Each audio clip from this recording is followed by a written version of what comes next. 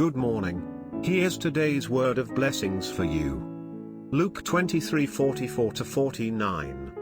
It was now about noon, and darkness came over the whole land until 3 in the afternoon, for the sun stopped shining, and the curtain of the temple was torn in two.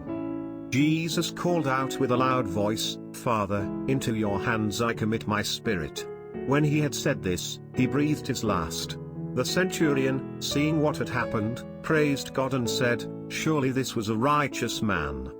When all the people who had gathered to witness this sight saw what took place, they beat their breasts and went away. But all those who knew him, including the women who had followed him from Galilee, stood at a distance, watching these things. Today's title is Beating the Breasts. Gospel of Luke was addressed to a man called Most Excellent Theophilus. Theophilus is a Greek name that can be roughly translated as a friend of God. So we can guess that this gospel was written for the Gentiles such as Greeks or Romans. Luke knew that the gospel of Christ was not for Jews only. It was for the salvation of all mankind of the whole world. Unlike other gospel writers who were Jewish, Luke saw the gospel of Christ from the Gentiles' point of view. So Luke took the gospel of Christ more objectively than Jews. Luke said up front that he will carefully look into all facts related to the life and death of Jesus Christ like a historian. Luke is now at the scene of the crucifixion. As Luke was carefully looking around the people at the crucifixion, he ran into two most objective witnesses of the crucifixion. One is the centurion.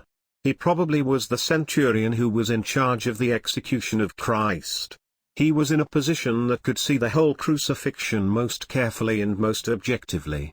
The centurion said, "Surely this was a righteous man." That was a highly charged comment. It must have meant that Jesus was really the Son of God. I believe that the centurion's witness had a great impact on many Greeks and Romans, and many other Gentiles. In addition to the centurion's remark, we see the onlookers and passers-by beating their breasts as they witnessed the final moment of Christ. Obviously they were regretting what they have done. What if we were there at the crucifixion? I think that's what Luke wanted us to think. He wants us to stand before the cross in person. What would we say? I am sure that we would have done the same as them. We would say, "The righteous Son of God just died for my sin." Or my sin indeed killed the righteous Son of God. How then could we not beat our breast? I often do it myself because I know I was there crucifying my Lord. How about you?